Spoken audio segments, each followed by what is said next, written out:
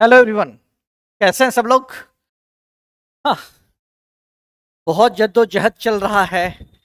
आंदोलन पे आंदोलन, आंदोलन पे आंदोलन, प्रोटेस्ट पे प्रोटेस्ट, है ना। फाइनली सरकार ने कुछ एक पॉजिटिव रिस्पांस लिया है। जैसा कि न्यूज़पेपर्स में, डिजिटल मीडिया के माध्यम से ये देखने को मिला है कि सरकार ने कुछ पॉजिटिव रिस्पांस दिया है।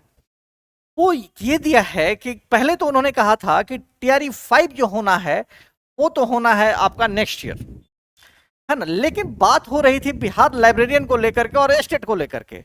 अब बिहार लाइब्रेरियन के लिए अगर कोई एलिजिबिलिटी टेस्ट होना है उसके लिए, यानी कि एसलेट के लिए या बीलेट के लिए, है ना।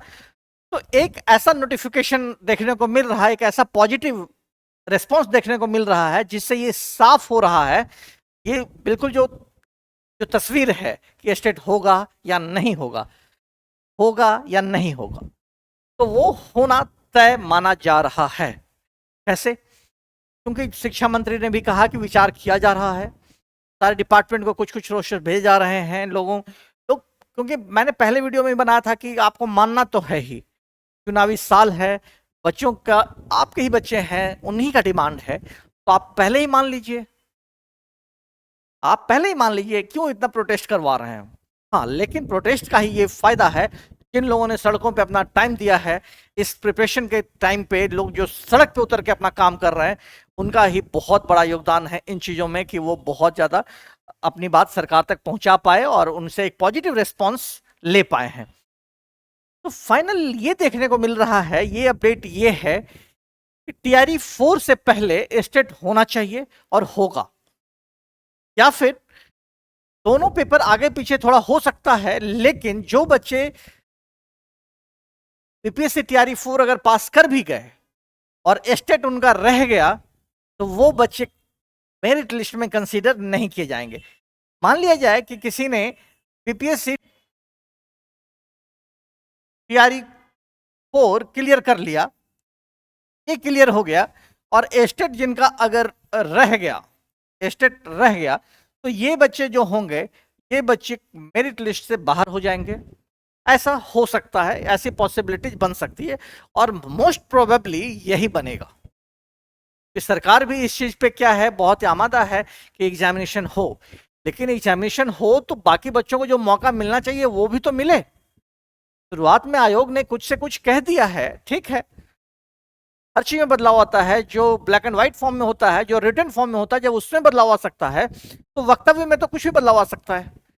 तो जिन्होंने कहा था, ठीक है, उन्होंने कहा है, लेकिन बीपीएससी टीआरई 4 से पहले स्टेट होना तय माना जा रहा है, और ये 90% तो गारंटेड है, 99% गारंटेड है ये पेपर होगा। हाँ, टीचर एलिजिबिलिटी टेस्ट के लिए स्टेट होगा, और लाइब्रेरियन के लिए एस लेट या बी लेट हो सकता है ना। बहुत लोगों ने सड़कों पे अपना टाइम दिया है, उसी का नतीजा ये, उसी का परिणाम निकल कर आ रहा है कि बातें लगभग मान ली गई हैं, बस एक ऑफिशियल अनाउंसमेंट होना बाकी है। तो ये होना है, इसके बाद आपका बिहार लाइब्रेरियन भी होना है।